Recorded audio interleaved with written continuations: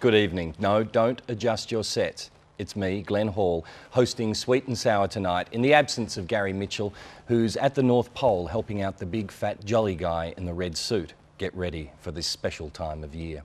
Well, we've got a special show for you tonight, and all of our letters are to do with questions concerning women. Our first one is blondes, specifically blondes, and do they have an expiry date? Is there an age where blondes no longer look the goods?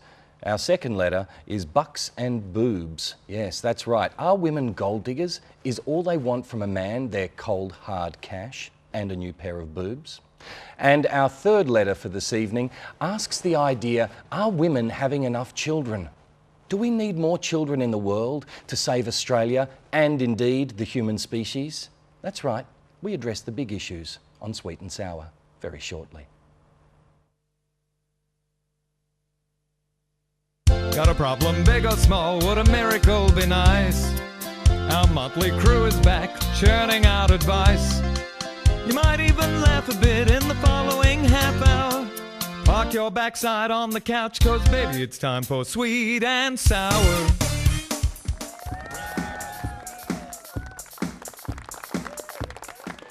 I agree. Couldn't agree more. Hello, welcome to Sweet and Sour. I'm your host tonight. Birthday boy, yes, that's right, it's my birthday this evening, Glenn Hall. Gary, of course, has some very important business to do. He's just helping with the reindeer at the moment. I just got a word from Santa, so things are going tickety-boo at this stage. We have some great letters for you and some incredible guests to digest and dissect them. Our first tonight is Calvin Coyles. Good to see you, mate. Happy birthday, Glenn. Thank you very much. It's nice to be here. I don't want to stay on the birthday thing for too long, but are you a birthday guy? Love birthdays. Really? Because some people, they're not birthday people, are they? I'm a big birthday person. Well, what do you do? Do you need, like, this is the week-long celebration of my birthday? I like to drag it out as much as possible. So if it's like in the middle of the week, it really goes Monday to Sunday. Yeah, and right. if it's towards the end of the week, you know, we just keep going. Yeah, right. And what sort of, do you do crazy things for your birthday? Do you? Not really. Not really. I just eat a lot of food. Yeah. And, you know, you like to unwrap the present and then wrap it back up again and then unwrap it again. Wow. Twice as many presents. You're amazing. That's incredible. I've never considered that before. Sophie, is that too much effort for you? No. Wrapping and unwrapping really good and wrapping idea. I've and never unwrapping? heard that before, but I love it. So, and I'm a birthday girl. You were a birthday So, girl. You enjoy birthdays? I love birthdays. Oh, it's interesting because I mean, I'm not against birthdays. I'm just kind of a bit meh. It's not bar humbug. It's just meh. Cricket. How good is cricket? It's the best. It's pretty amazing at the moment, isn't It's very amazing. What's your favourite thing about cricket? Just the talk, saying words like wicket, Right. and saying words like run. Yeah. Just sounds good. Yeah. You love the jargon of sport, don't you? She's a jargon girl, Sophie Hawkins. Speaking of lovely girls, Esther Longhurst, hello. Hello. How are you? I'm well. How was Lano? You mean Lancelin? Yeah. Ah, it was fantastic. I've just come back, so just jumped in the shower and then come here. It's interesting because you got pulled up on abbreviating Yeah, Lancelin to Lano. I did. Yeah, apparently that's what the wood ducks do. The fly in, fly out, comers, goers. They call it Lano, but the real, true Lancelin people, which I now consider myself one of course. Say Lancelin. Oh. So that's what I'm going with now. Glenn? Lancelin. Lancelin. Oh, well, now you're a local. Yeah, I am. How was the trip? Did you get to the beach? Yeah. Went kayaking and ate a lot of food. Fantastic. Yeah, to balance the kayaking. Well, and balancing kayaking is movies. Des Pondent, how are you? Very well, Glenn. Great Good to be see here. you. Oh, look, it's a thrill to have you here. The electricity is magnificent. And what's the latest movie you've seen? First of all, let me just say HBDTY. Oh, yeah. That means happy birthday to you. Thank I'm you. big on acronyms, okay? It saves time. It saves ink and pen, you know, it's very environmental. Hold that thought on the movie. I'm going to come back to that Yes. because I want to find out what you think about the first letter. I want to come back to these movie reviews though. But I think we're going to get into our first letter now. And this one is a doozy. Hi, Glenn and guests. Blondes may have more fun, but it's only short-lived. Can you tell me a blonde that holds her age well past the age of 35? None of them. I may sound a little bitter towards blondes. That's because my husband of 14 years left me for a young blonde some 10 years ago. Now he's knocking back at my door saying I'm the only one he's ever really loved. I'm now 46. The blonde, his soon-to-be ex, looks older than me. I've had a couple of long-term relationships in the past 10 years, but I suppose I never really got over my first love, who is now beckoning me back after 10 years. I'm scared to go back because I think he may do the dirty on me again. But at least I have one thing going for me. I'm a brunette. What would the panel suggest in this precarious situation? Calvin, what is it Matilda from Kew should do? It's a tough one, Matilda. It really is a tough one. First point, I've never met a blonde over 35 that's kept her age, so you're spot on there. Second point, you're really at a crossroads. The first part is, my initial recommendation is just to slam that door on his face and say, jog on. That's my initial thoughts. But if you were to think about it, what would be really quite funny is actually to invite him back in and then dump his ass for a blonde man 10 years younger. Oh, Flip it around, Glenn. Flip it around. Flip it on him. around. And what if, at the same time as doing that, she dyed her hair blonde also? That would be really quite funny. Yeah. I like that. That would be great. Okay, great. Yeah. So, and really no blonde women holding their age past 35? I can't see it. No. Not even on the panel. Yeah, no, no. Well, lucky there's no blonde women on the panel Thank over Christ. 35 years old, yes. Sophie, what do you think? What should Matilda do? Should she take him back? And she's made quite a big assertion about blonde women over 35. Do you know any blonde women? Yes, Matilda, can I just firstly point out to you one little thing? My mother's over 35 and she's blonde, as is my grandmother, and they are the most beautiful women on the planet. So, shut your mouth. But secondly, considering that you're such a horrible, horrible person, I say get back with this arsehole because you deserve him. Ah, you think that's all she deserves is an arsehole that leaves her every now and again? She's a horrible person, clearly. So why does she deserve this, magical life? You deserve each other. And she talks about this happening some 10 years ago and she's still bitter. Yeah. She's held on to this for a long time and she seems to have targeted anyone who's blonde and over 35 or... I certainly think that's the case, as blonde women over 35 are foxy fine. All of them, and that is a scientific fact. But I think Matilda, you are sloppy seconds to this man's midlife crisis, a second midlife crisis. And I think if you're happy with that role, then go for gold, because it's clearly what you're going to do anyway. And Des, what do you think? We've got some strong views here. Is there any support for Matilda here? Thanks for asking, Glenn. Yeah. I support Matilda. Blondes holding age over 35. Now, where did she get that? She's smart, that's my opinion. It's a scientific fact that women over 35 who are blonde, their looks deteriorate rapidly. There are notable exceptions, of course, Cameron Diaz, 41 years old. Julie Bowen, the mother from Modern Family, she's 43. And Olivia Newton-John, the doozy of them all, 65 years old. She doesn't look a day over 40. And of course, Sophie's mum and grandma. They're very beautiful women. They are. So I agree fully with Matilda from Kew. Thank you very much, Des. What's your favourite Cameron Diaz movie? No doubt it's The Mask. That's when she first burst onto the screen and everyone fell in love with her for the first time. She came out of nowhere, and that's the image we'll always have of Cameron Diaz. Favourite blonde actor? Anybody?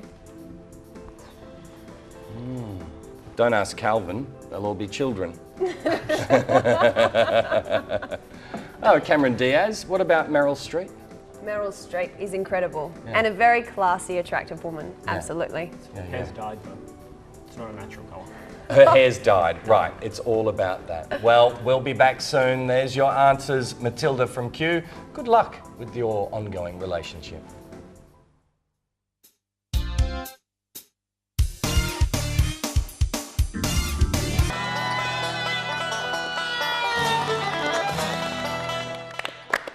Welcome back. You can, of course, send in your own letters to Sweet and Sour and get panel as distinguished as this one to discuss them to sweetandsour.net.au. You can also like us on facebook.com/sweetandsour. You know how to find it. And, of course, our website, sweetandsour.net.au. Our favourite letter tonight will, no, people who've sent in letters will, of course, win movie passes to The Butler. Anyone seen The Butler? Have you? Sensational film. Sensational film. Who's in it? No idea. No idea. That's why it's sensational. Keep Tom Hanks out of movies. Well, it's now time to read our next letter. Bucks and Boobs. I wonder if that's a little play on Bucks and Boobs. Bucks and... Anyway. Dear Sweet and Sour panellists. Well, there's a lot to be said for a fat wallet and the women that chase one. My son has been fortunate enough to have made millions over the last 20 years through hard work. He married and quickly divorced. Once he found his wife having an affair on him after claiming he was working too hard and she never saw him. Since then, he's had so many lovely ladies, but he kept telling me that he didn't trust any of them. I thought he was about to settle down again last year to someone that I believed was a lovely girl that he'd been seeing for 2 years. Well, after splashing out on a European holiday, a boob job, and a new car for her, she left him when the spare cash dried up as a result of these financial times. He's still worth quite a bit, but the cash is scarce. I just don't know what to tell him to encourage him back to finding a life partner. Are all of today's women just chasing cash and a good time? Marion of Kensington asks. Des, what do you think? Glenn? Do you think, is this really a gold digger kind of situation? Is this what it's about? It's happening more and more in society. As we get more and more millionaires every year, it's going to be a problem affecting a lot of millionaires, and we'll see it happening ongoing. But my suggestion is to the son, Coming to America, the film, where you had Eddie Murphy, a rich man. He wanted to find his woman. He pretended he was poor. He worked in a restaurant as a janitor. Do that. If you see a woman you like, find out where she works, work entry level, and see if she likes you for who you are. That's brilliant. It's like Secret Millionaire. Have you heard Correct. of that show? Yes, I have. Yeah, He needs to do that. He needs to go undercover. Yes. That's fantastic. What a great piece of advice. Esther, do you have the same sort of advice? I mean, Marion wants to know how to encourage him back into finding a life partner. He's lost his mojo, apparently, along with his cash. Yeah. Well, I think he still has some money left. Is that right? Or is that just all gone? No, look, it says here that he's still worth quite a bit, but the cash is scarce. Oh, I see. Well, it seems like the common factor in your son's life is not the women, as they seem to come and go, but it is the money and him. So I think it's not the girls that are having the problem, but your son who doesn't know how to manage his finances properly. I think Des has a great idea. The Prince and the Pauper scenario, I think that's great. Get him to dress as a full peasant, and black out a tooth. Yeah. Trading Places, that's the other movie that kind of employs that device. Yeah, I think this is great. I think all rich men should do that. Yeah. No, that's a great idea, and then they could find out how people really felt about them. Beautiful. Sophie, what do you think? Is Marion seems to be trying to convince him to get back onto the dating train, but I'm thinking maybe the girls aren't interested anymore because he's a bit of a fugly. Is that possible? A, Marion needs to butt out. It's none of your business what your son does. He can do whatever he wants. B, why is it so important for him to have a life partner? Maybe he's an asshole. You ever thought about that? Sounds like it. If he has to pay women, he has to pay them to get boobs and cars. I don't know. Maybe he sucks. Yeah. Maybe he just sucks. Well, it's possible because I think the thing is, Calvin, the idea of him using money and then once the money dried up, she was gone. It seems to be a common theme in his relationships. Yep, no, I couldn't agree more. I think they were missing the key here though, and that is, why is he allowing a woman to drive a car? Why would you put female drivers on the road? It's a hazard to everybody. Yeah. And if you're developing assets, that's going to be a further distraction. But Glenn, size does matter. And I'm not just talking about the size of the wallet. Yeah, right. So as we saw with Miranda Kerr and James Packer recently, obviously he's got a big wallet, if you know what I mean. Yeah. No, I do. And, You know, she could probably fit that wallet inside one of her skimpy swimsuits. She probably could. I'd like to see that, Glenn. I'm sure you would. Do you have, come on, you've got to say something back to this, Esther. I don't have words. I just want to throttle. Yeah. That's all I have in response to that. Not in the car, though. Not up front in the car. No, not in the car. I'd like to get in the car with you. And drive that car. In my head, that sounded far less innuendo and way more like aggressive, and I was going to pound you, but not in a weird way. Why do these words keep coming out of my mouth? Des, save us here. I think give us the final word for Marion. Marion, they've been too harsh on your son. I don't know what his name is, Leon, Kanye, I'll call him Leon. But I think he's looking for love in the wrong places. Instead of going to bars, nightclubs and gyms, just go to hospitals, nurses, vets, nurses, and boost juice bars. Lovely people work there. So I think he's a nice guy. I have a lot of friends who are millionaires, and I'm the only one who isn't, and he's just misunderstood. So I think if he just looks in the right places and does the secret millionaire thing, I think he's got to try that. That's your answer there, Marion. He's looking for love in all the wrong places. He needs to get rid of the cash and just be himself. And then, if he can't find anyone, then we'll know that it's his fault. We'll be back with more advice from Sweet and Sour very, very soon. Bitches, arseholes. Sex parties. The party's just beginning, so stick around for more outrageous Sweet and Sour.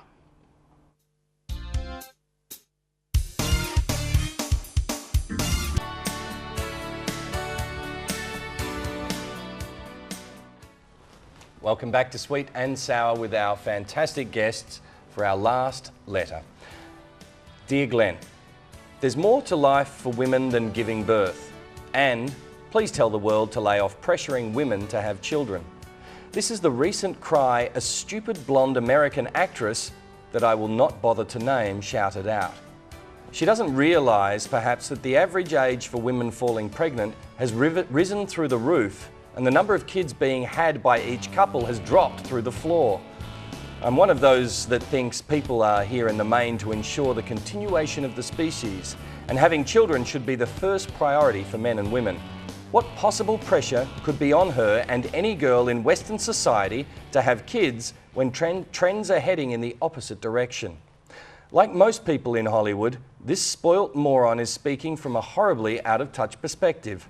If we are to continue the positive growth of our society, we must prioritise having kids and ensure that each woman strives to have at least 3. Each of my 4 girls has at least 3 kids. We must do our bit for Australia and the human species.